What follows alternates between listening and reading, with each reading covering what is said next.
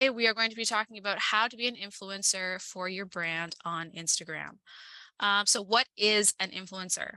In short, sweet terms, an influencer is someone who has established credibility in an industry enough to educate, inspire, and motivate their followers. Influencers are very powerful people, especially when you have, really built up that credibility. You can really influence actions of others. So with great power comes great responsibility. So now the real question and why we're all here is, why be an influencer for your own brand? If you already have, your Instagram account, why even bother having another account to like essentially talk about the same things? Well, you aren't really talking about the same things. The whole purpose of you being an influencer on a different account outside of your business account is to help you build credibility within your own industry. Let's if you do have a team that you work with, this is extremely helpful. And I'll show some examples of how we do it at the end. But this is also a chance for you to inspire and educate and allow you to post things that you might not necessarily want to post on your business page. This is also a really good way for you to reach a completely different audience. Connect with them more personally and more one-on-one. Um, and the biggest one is this allows you for people to connect with you not as a brand, but as a person. And I'm not sure if any of you have had experience in this down the road, but if you've noticed, most people would much rather follow a person than an actual brand themselves. And I know I am personally one of those people. I would as much as I follow businesses, I love it, it's great, but I find they're very business. Sometimes I actually want to follow the real person. I want to see what their life is like. I want to see what they're doing, the real face to face and their views on the industry. I think that is so important these days to almost have that separation with not actually getting rid of your business page. Now you can have an influencer page to help leverage that opportunity. There are many, many different ways that you can essentially, post as an influencer on your page. And some content ideas could be, some frequently asked questions that you get on the job. These would be things maybe a little bit more casual than what you would do on your actual business page. Um, or it could be frequently asked questions that you specifically get. Like if somebody was to come to you as a person, but not as a business, what kind of questions would be there? You could promote upcoming events that you specifically are involved with, or like take a video of you actually being there, or promote something that's going to happen next week and be like, hey, I myself am going to be here with this person representing this brand talking about this. Some other things you could do is, share a testimonial or what someone has said working with you specifically. This one is a little bit more promotional and it could be something that you do or do not put on your page. But sometimes it's nice that it's almost like a nice reminder that, you are a business owner and people do actually work with you. Another one is like a film, like a did you know? So did you know you have to do or did you know you don't have to do blank if you do blank? This is a great way to kind of introduce people to the strategies that maybe you follow or the product that you use. You could also share something that you just finished, like a project or a product. This is where you could talk about like your more personal experience with the product or the project, really dive into deep what it meant to you when it came to finishing it. And what it's like to work within your office or with your team. If somebody this is a really cool one. And I don't see a lot of people do it, but I know I would really want to see it. If you work for a business or if you work with a team, um, and you go from, let's say, someone's influencer page to that company, I would want to know what it's like to work with a company, not just you specifically. So what is it actually like to work with you plus your entire team, or what it's like to be within your office? Um, from the influencer's perspective. Another really fun one, this could be more like motivational, inspirational, like, but a day in the life. Like, what does it look like for you? What does your day look like in your industry? Like, do you wake up at 5 a.m., go to the gym, drink your coffee, super nutritious, or do you wake up 5 minutes before you have to get online? Like, what does what does that day look for you? And then a really important one that I think everybody should always talk about is how you specifically use your product or use your technique. If you are pitching this insane lifestyle strategy, everybody should live by this. How are you living by it as the influencer? If you are selling me this product, how are you using it? Or for example, we do a lot of website design and website strategy. So we try and talk about, well, I myself as an influencer, try and talk about how important it is to follow this strategy and how I follow it. Because if you aren't using your own product or your own strategy or your own technique, how are you able to influence people to do it as well? And I think that part is really important. So these are just some content ideas that you could do as an influencer, but it really is about you sharing your real life experience in the industry and answering those questions and being more of a upfront person than an actual brand. So for example, Acorn Studio. Emily, quick Yes. question. Sorry. Hi. I tried to do a print screen, not for the guy, but for those questions of this slide. Will you be sending this? Will you be Yeah. sending this slide? Because these are that's like 8 posts right there that are really Yeah. good questions and gave me an idea. Okay, thank you. Yeah. You guys will have access to all of this afterwards. Okay. Yeah. I mean, you don't want to see his face? Like, come on, he's so pretty. Like, No, I that's had okay. to. The questions are better. Yeah, No I gotcha. disrespect. I gotcha. I gotcha. Okay, so for example, with Acorn Studio Marketing, like we are a brand, but we are also a team. So now our team has the job of being their own influencers. So this is just an example for Instagram. I know Laura is more active on LinkedIn as an influencer than she is on Instagram, but we really have to have that consistency across profiles. So if you look at them both side by side, you can really tell a difference on the type of content that we post. But our bios essentially stay the same. Like it has the same structure. So for example, mine talks about how I'm a graphic designer and website designer. I'm associated with Acorn Studio Marketing, and then I have a call to action underneath. Laura's is the same thing. So communication strategist, digital specialist, and sustainability advocate. She has Acorn Studio Marketing, and then a call to action at the bottom as well. She has also really awesomely used her story highlights to show the types of content that she talks about. But from a visual standpoint, if you look at both of these, mine I have set up a little bit more businessy. So it is a little bit more structured in regards to I only talk about this. I only talk about my industry, like the graphic design and my website design. Laura has more of a lifestyle layout. So she still talks about her communications stuff, her digital marketing, sustainability, but she shows her lifestyle as that person, which goes into my next topic. And I know a frequently asked question that I always get in regards to this is, should I have a influencer page and a personal page, or can I combine my personal page to be my influencer page? And there's no right or wrong answer to this. If you take a look at both of ours, Laura does not have a personal page and an influencer page. She just has the one. So this is her personal page as well as her influencer page. Mine, for example, this is strictly influencer, and I have a private personal account where I use to, post more about my personal life. That one is kept private. This is a decision that I've personally made, and this is a decision that Laura has made. Whether you like I said, there's no right or wrong answer. It depends on how you want to go about it.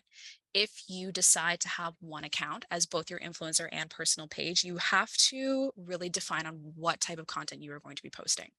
Um, this is where you might have to limit the amount of personal stuff that you share, because if you are acting as an influencer, your goal as an influencer is to drive people back to your company. So now if you are posting a whole bunch of like baby pictures and dog pictures, but you are, um, I don't know, you're selling hairspray, like it doesn't correlate. Whereas Laura's like, she posts her lifestyle out in nature and out in sustainability, which matches the values of our company and our brand. Mine, for example, I have decided to have two separate pages. Yes, it is more accounts to have, but I've decided that I don't want to share a lot of my personal life within my Instagram influencer page. Um, this gives me a little bit more freedom on my personal account. I can really post whatever I want. I have kept it private, and that is by choice because I don't want people, finding me on my private account and connecting me with the business, because the stuff that I post on my personal account has nothing to do with my business. Um, I mean, it is me. It's not like I post anything bad, but I've decided that I want to separate myself in that way. So you do have to ask yourself those questions. If the content that you are posting, if you have that one page, if the content you are posting matches the values of your business, because everybody's going to see it.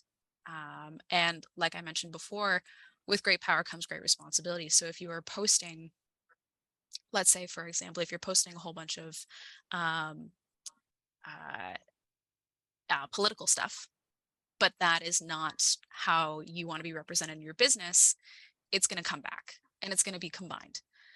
Um, so that is kind of my answer to that question that I get often. There is no right or wrong. You just have to figure out essentially how you want to go about it.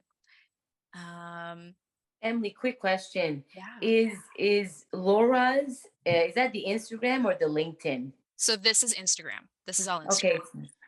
Yeah. Okay. And if you are looking for more ideas on type of content that you can post, feel free to follow our accounts. Or even just check out some of the stuff that we've been doing. And I'm not sure, Laura, I might be putting you on the spot here, but if you wanted to talk about your strategy a little bit as an influencer on Mhm. Instagram, like a few things that you have noticed over the past like couple years being an influencer for Acorn. Well, I think I don't, we all have to have our strategy just like we have with our business. So Instagram is really not my primary platform as an influencer. So I don't really intentionally, and I did a lot before and it has kind of morphed and I have to get back to doing my communications piece, but it has really just more about establishing who I am as a person. And I don't think of it quite to the extent that Emily does as an influencer, which is why it stays as a personal page. Right. And the same, you can do the same with Facebook page versus personal page. It's the same concept. Whereas my influencer is LinkedIn and Twitter. So you would probably see more of a mix on Twitter because that's my goal there. But my goal, and I think this is where we have to figure it out, what's your right mix for you as an influencer beyond just Instagram, and then make sure you have a strategy for each platform. So for me, it really is for Instagram. It's just that this is who I am. I connect mostly with, people that it's not friends necessarily, but it's family, it's everybody. It's just, this is who I am. If you want to know more about what I do, check out Acorn, right? Really, this is my platform just to figure out who I am. If you want to start talking business, follow me on LinkedIn, right? Because that's where it's going to be more of me as an influencer. And I take that a little more seriously. So I think we have to think of it within the collection of our entire suite of channels as influencers. So my strategy really is for Instagram is just to showcase who I am. However, as Emily said, I did share my digital marketing and it's too bad I haven't been doing it. So on my Laura Dunkley website, again, it's more holistic, right? It's omni-channel. My Laura Dunkley blog, just like Emily has her website, is I have I have different content there too. So I will leverage my Instagram for that as well. So and that's what I always had. And this is where I think you can, and we have only been with Acorn for 9 months, right? So I had my other blog. And so this is now my strategy has to change and evolve now that I'm part of Acorn. And so just remember that I am still in the process of figuring out how I'm going to use Instagram for Acorn. But no matter what, it's my thought leadership, whether it's sitting on my Laura Dunkley or my Acorn, it really is what it is. And it's going to change and it's going to evolve as I evolve. But just always realize you have to know what your goals are for them, and you have to have a priority platform. Emily's priority is Instagram, which is why she's doing this session. Mine is not, but it still represents who I am and who we are at Acorn. And more of my time is on LinkedIn and Twitter. Yeah. Yeah. Thank you for sharing. Yes.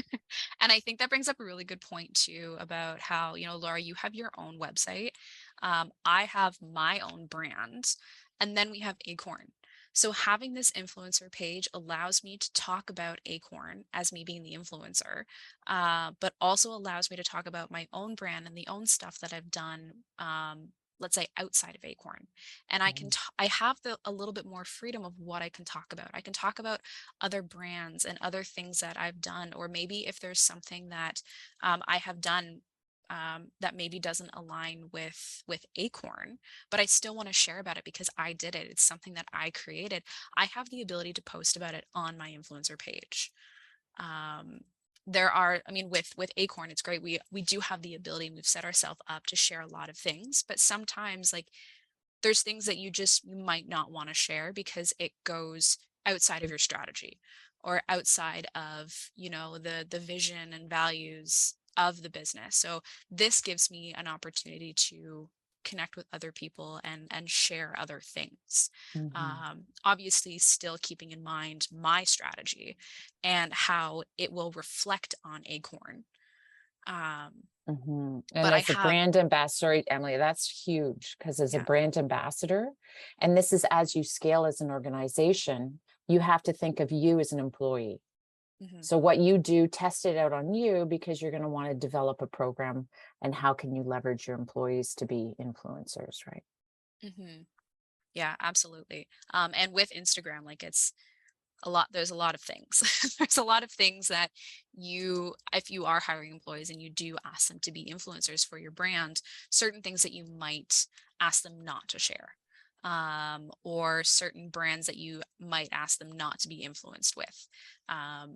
Obviously, you can't force somebody to be an influencer for your brand. But that's a conversation that you would have to have with those people, that if you decide to be an influencer, like, great, here's what we recommend you do and some things we would just ask you kindly not to do. And if they don't want to follow them, then they don't have to be influencers. But then that comes back to, if they are somehow tied to your business, how does that look? So being influencer, and I'm going to say it again, with great power comes great responsibility. So if I all of a sudden start changing what I do on my Instagram page, people have now started to know me from Acorn, and I start to change it and I go off and I do crazy things. I don't know, maybe I'm selling candles. That's goes completely out of what Acorn does. So now I have affected that.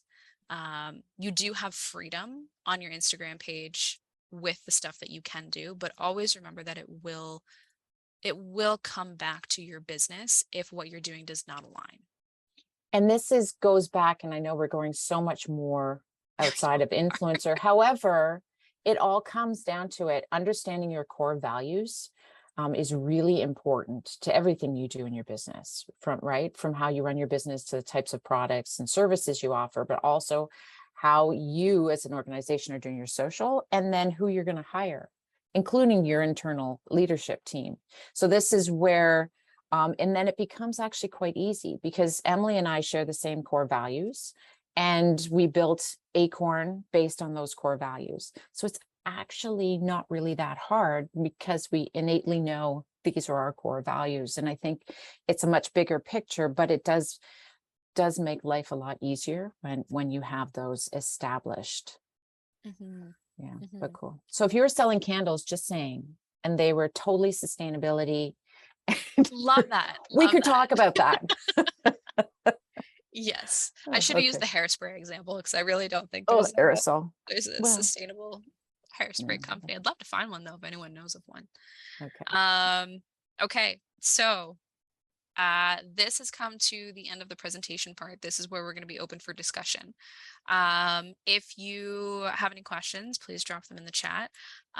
Also, if you are thinking about being an influencer for your own brand and you need some influencer content ideas, drop your industry in the chat and we can brainstorm with you.